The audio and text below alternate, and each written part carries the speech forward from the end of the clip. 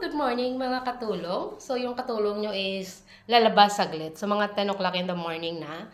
So lalabas muna tayo. So actually katatapos ko lang iguhit yung pangalan, yung mga pangalan nyo ha. Yung mga nag-react kahapon sa long form videos na in-upload ko. So kakaguhit ko lang. So now is bababa tayo, lalabas tayo. Pupunta tayo ng 7-Eleven para makakapagpadala tayo ng pera sa Pilipinas, pangbayad ng utang na hindi mo naman inutang. So, ito yung envelope na to is pera to, pera. Inutang kong pera para pong bayad sa utang ng iba. So, ngayon is lalabas tayo. Tingnan yung mga katulong ko. Ang dami kong pera. Kaso lang is wala lang. Pagpunta natin ng 7-Eleven, ubus lahat. Wala na tong natira. Ni 5 cents, ni 5 cents. Wala na tong natira as in. Lagay natin lahat sa phone natin and then padala sa Pilipinas para pangbayad ng utang ng iba. Grabe na yung iwas ng katulong nyo na hindi makakapag-utang. Pero ang ending is may utang pa rin din siyang babayaran kahit na hindi niya hiniram.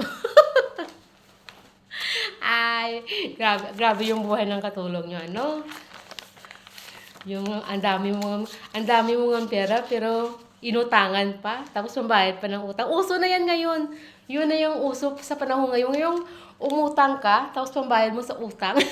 Ang pinagkaiba lang is, umutang ako, pambayad ng utang ng iba. Hindi akin yung inutang.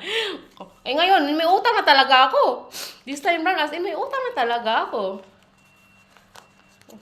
Diba? Kasi humiram ako. Mabuti lang guys, yung hinihiraman ko, walang interest. Sa amo ko kasi ako nangutang. Kaya yan. So, wala tayong magawa. Ang importante is makatulong. pero last na to natulong na pagbabayad ng utang ng iba kasi pag ano na, is wala na. Stop na. Iisipin ko na yung buhay ko. Yung buhay ko. Nakakati na naman yung ilong ko. Sige na mga katulong. So, lalabas na tayo. Makapunta tayo ng 7-Eleven para makapag-top up. And then, after that, makakapag-junos-junutans tayo mamayang hapon. Mga alas 2 ng hapon, mga katulong ha. So, hintayin nyo na lang ako. Kasi after kasi nating punta ng 7-Eleven, bibili rin tayo ng mga kakain natin. And then, tamang-tama pagdating natin dito sa bahay, mga 11 something in the morning. So, maglinis muna tayo. After that is mag-lunch. Bili na lang tayo ng pagkain, diba, sa labas para hindi na tayo magluto. So, mga katulong, hanggang dito na lang muna yung katulong nyo. Ako'y pupunta na ng 7-Eleven para makatop up at makapagbayad ng utang ng iba. Pero, ngayon is may utang na talaga siya. So, maraming salamat mga katulong sa inyo support ha. Paalam!